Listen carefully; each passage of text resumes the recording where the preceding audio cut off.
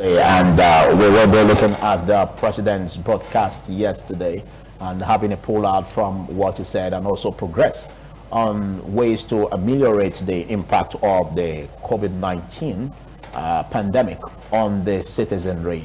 And joining me to discuss this, I have a motivational speaker, astute businessman, president of Edo Progressive Indigenous Association, and he is a Bishop or Dr. Bishop J.O. Enoyogeri Edokpolo. Thanks for joining me, Bishop.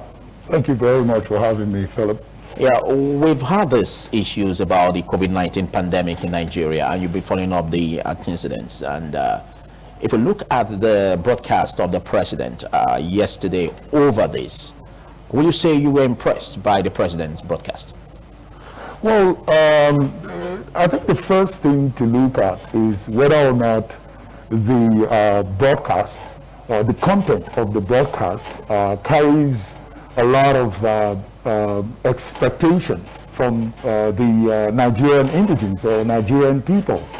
But I can say in some contests, yes, there was some positive step that was taken. So okay. There was some good decisions that was made, which is the decision of extending the lockdown, which is a welcome development.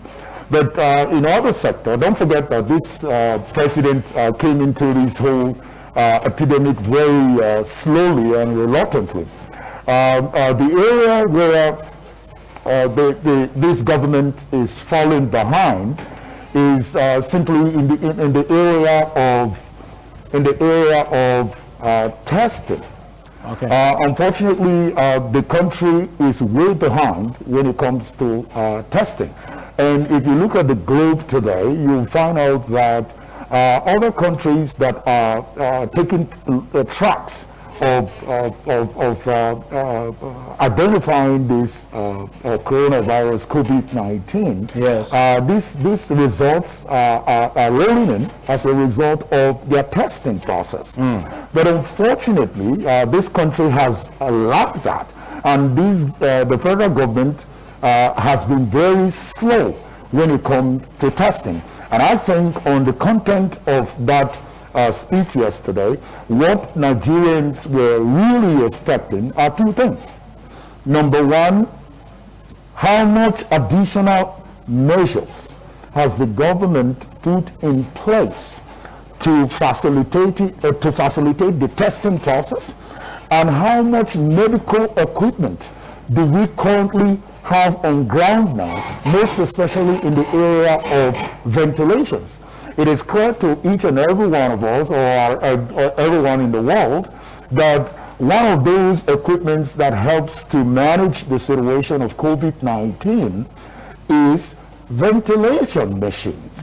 But unfortunately, what we have here is very little in compared to our preparedness, because we as a country has already gotten a disclosure of what this pandemic is all about, or how dangerous this type of virus is prior to it arriving in Nigeria.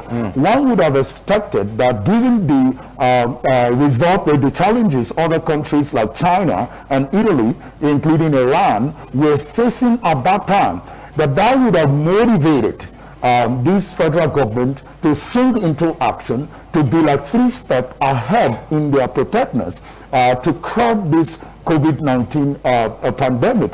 But unfortunately, that was not the case. But even at that, the good news was that we had some governors who actually take a very quick step, like the governor of Lagos State, swung into action. He was all over on top of the matter. Okay. So he was able to have a little grip up to about 65%. Okay. Grip. But again, you also agree with me that having testing kits is a challenge. It's a global challenge. Every country is having that as a challenge. Well, when you have a little time, when you have a little time to prepare, one would have expected that you start to put your cabinet into action by preparing for this epidemic, because obviously the country already knows that in this area of that this epidemic is really this epidemic really affected, like Italy. Well, Nigerians know that we have a lot of Nigerians. Okay. But if we also take a pull out from what the president said yesterday, and even the NCDC, where it was said that 1,500 testing capacity is what is achievable right now in the country, and having 11 testing laboratories. Wouldn't you give that to the federal government, looking at the pace of I think we could do better than that,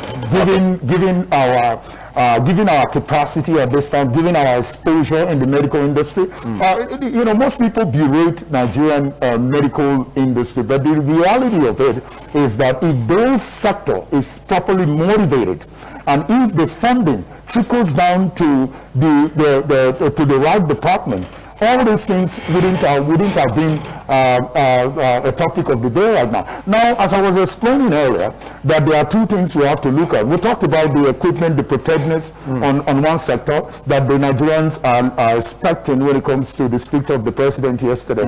There's another point that is a bit invisible, but now is becoming visible, which is the point of hunger. In this whole lockdown process. Yes, that's the effect. Yes, we are getting whole lots of calls, as from the indigents, complaining about hunger. Now you are asking people to go on lockdown. We believe that the president should put himself in the position of an average indigent. Okay, but you also heard where he said that the social register will be expanded from 2.6 million to 3.6 million households, having additional 1 million households in the bracket of those that will also benefit. We have vulnerable people like in FCT, in Lagos, Ogun. But I think your challenge here is that it should trickle down. Well, not only that it should trickle down. You and I know the population of Nigeria.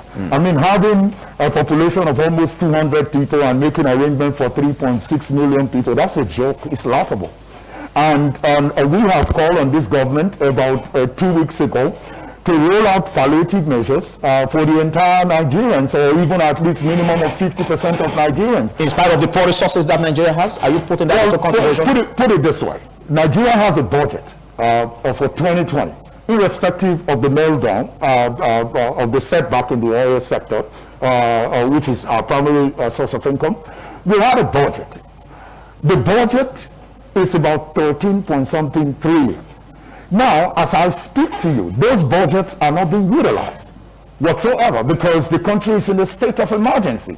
What we did as indigenous movement classifieds, we call on the government to look into utilizing part of that budget to at least alleviate the suffrage of Nigerians because right now, because this is the time that they need it most. Nigerians owns this money, and not just government. Who is government? The government should think about the people first. If there is anything that this country, any time that this country has to prove that it has its people at heart, that it loves its people, it is now. And how do you prove that? We recommended a means of trickling down these funds directly that is verifiable to the Nigerian indigents or citizens. But unfortunately, the government did not go told apart. What did we recommend? We have approximately 40 million account holders, bank account holders in the country. And you and I know that if funds goes directly to an account, it goes to the individual. Nobody can tamper with it. Wouldn't that make the country's treasury bankrupt? No, not at all. Put it this way. You have to have the people alive before you can be talking about treasury.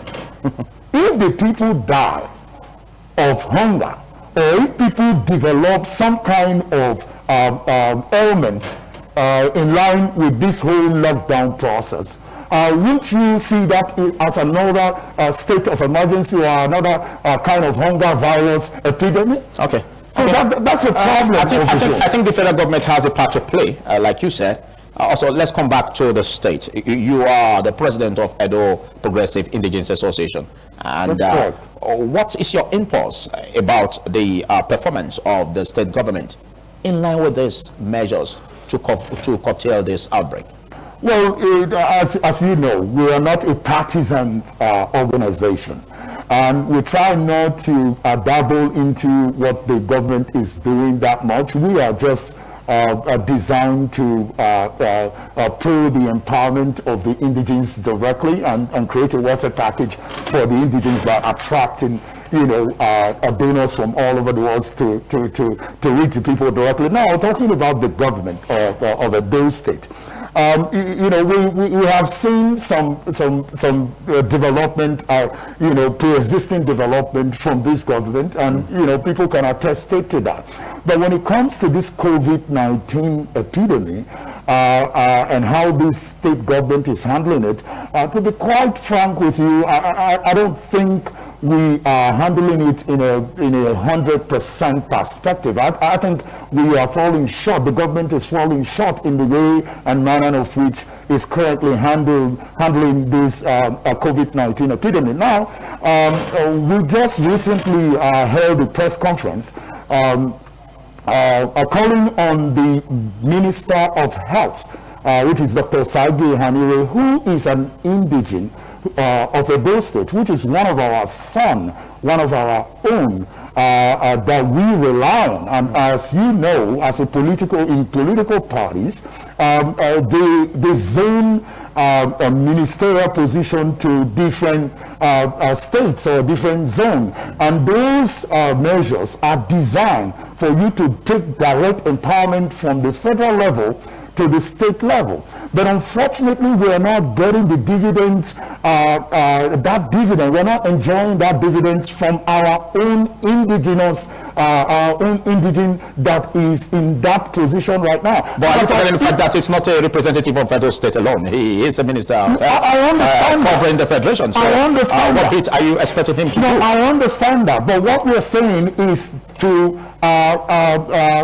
push Edo interest. Okay. That's the primary reason why it's that. But unfortunately, it's not doing that. But let me tell you why. We called on him on our press conference to we give him 10 days to address the Edo indigenes by telling them what measure has he put in place to push Edo State as a state of interest in order for us to benefit. I mean, that's the primary reason why he's there in the first place. Now, the Nigerian government listed 18 states that is currently benefiting from the 5,000 hour palliative measures. But it will baffle you that now Edo State and even Delta State is not included. And you and I know the suffrage in this state. And we have is it not possible that it could also be included in the bracket in the nearest future? Looking at the rise, is it not possible that it will be included in the bracket in the nearest future, looking at the rise of the number of cases we have in Edo State? In the nearest future? Yeah. Are you talking about when the people are dead already of hunger and starvation? Is that what you're talking about? Listen, let's call a spade a spade. Let's hit the nail on the head here. Now, Edo State is about the 5th most infested state, either the 5th or the 6th most infested state in the entire country. And that is enough for you as a minister to push the interest of the state, your state of origin to the federal government in order for them to increase some sort of measure or add us to whatever measure. Okay, now I will ask if I ask you today, how many ventilators do we have in this whole COVID-19 crisis? We have little or less. Now you talked about the state government. Yeah, the state government, the governor, even we felt bad when the state governor, had the testing process to find out whether or not he contracted this COVID-19, and he went for isolation. We understand that that was a setback on his part, but at the same time, we thank God that he has finally, got out of that isolation process. But now we are expecting him, because this thing, from all indication, as of yesterday now, we still had additional 2. So there's 14. There's a lot of work for this state government to do, because to be quite frank with you, this state government right now, they're doing less than 70% of our expectation as the indigents. I mean, we went on the street observing the social distance process to reach out to a few persons to distribute palliative measures to these individuals, and we heard from them. We felt these individuals within the state. Okay, let's look at the aspect of the partial lockdown in the state. Some are saying, well, gradually it could be there could be a need for total lockdown in the state, going by the some level of compliance that is not really given on the part of the residents. Do you feel that way? I think what the state government should be doing right now is to be putting modalities in place on how to attract more ventilators, and also to attract more medical workers, and of which I heard that they are currently doing that. Okay. And most importantly, to put palliative measures in place for the indigents, on how they can survive this whole COVID-19 process. Because as time progresses now, we do believe that we have already called on the state government to introduce a lockdown in the state. Why? Because you mean a total lockdown? Yes, a total lockdown. We call on the state to do that. It's all over the newspaper since about a week and a half ago. We have already done that. Why did we do that? But don't you think the measures that the state government is putting in place, like the aspect of setting up mobile courts to try offenders on the measures that the state government is putting in place to curtail the pandemic in Edo State, do you think that is laudable enough to check it instead of going on total lockdown? Well, let me tell you something, okay? This virus is an invisible enemy, okay? So it has no identity. Okay, he does not know whether you're a governor or whether you are a king or whatever. What he knows is that when it gets to you, it will kill you. Simple. It's not a death sentence? No, it is not a death sentence, but you see thousands of people die. It's not everybody that has developed that type of immune system to survive it. 10 people has died in Nigeria. If we could have been able to save those lives, yes, even if we're making progress, but we don't want to dwell in the fact that it's not a death sentence. But people die. Whatever that kills people is what paying attention to. So now, talking about putting a mobile court in place to, it's the right measure to do if you are putting the right, if you're doing the right thing, or you're saying you're introducing a Libra. I think what the government should be doing now is to be introducing some sort of Libra policies right now that could also help the indigents manage the situation. I mean, like talking about the fact that everybody has to put on a face mask. How many people can afford 500 naira to buy a face mask? Listen, we went around sharing 1,000 naira to 2,000 naira to 60 years and older and physically challenged indigents in the state. What we saw is that for the first time, I felt that I never knew that people are that in need until I went on the forefront, and we saw people appreciating this 2,000 naira as if it's $1 billion naira. Okay, but the state government, don't forget, is also putting modalities in place to mass produce using our local industry to mass produce these materials, the face mask or nose mask, that will be shared to the residents of the state. Don't you think that is already a right step in the right direction? Yeah, it is it could be a right step in the right direction if it's literally free, or if it's like 100 naira per one. So the question is, or 50 naira per one. The question is of how much. Or literally, it could be free. Okay, well, that's a welcome development. That's what we pro. Because we believe that Edo indigence is the last mile solution to our people. Because what we want, the governor is an indigene of the state. The government, members of the cabinet are indigents of the state. If you do, one thing we must understand is that if you do any good for your people, you are doing it for your own future generation. So it's a template that we are all setting up. What are we saying here? We are saying, let's do a little more. Let's sacrifice as leaders. Let's sacrifice as government to make life easier for our people. We are not taking it away from this government that they have not been progressive when it comes to some developmental measure. Yes, they have done well in some classified areas, but at the same time, this now has to do with our life. I mean, how do we survive during this epidemic? Okay. So it matters a lot to Edo indigents, and this is our priority, and this is what we want the governor to pay attention to. And we don't want any kind of harsh policies or harsh mobile court rules to be sending people to jail at this time when the people are already infested with the threat of a deadly virus that the world is confused about. Okay, so thank you. That's not what we're looking at right now. Thank you. In case you're just joining me, it's TMI Tuesday, and I've been having a chat with Dr. Bishop J.O. Inoyu Gary Edopolo. He is an astute businessman and also president of Edo Progressive Indigenous Association, a motivational speaker. What will you say as your final words on the occasion of this outbreak? Well, first of all, we really want to thank those noble Edo indigents that has contributed so much, donated so much to Edo indigents movement. Engineer Osage.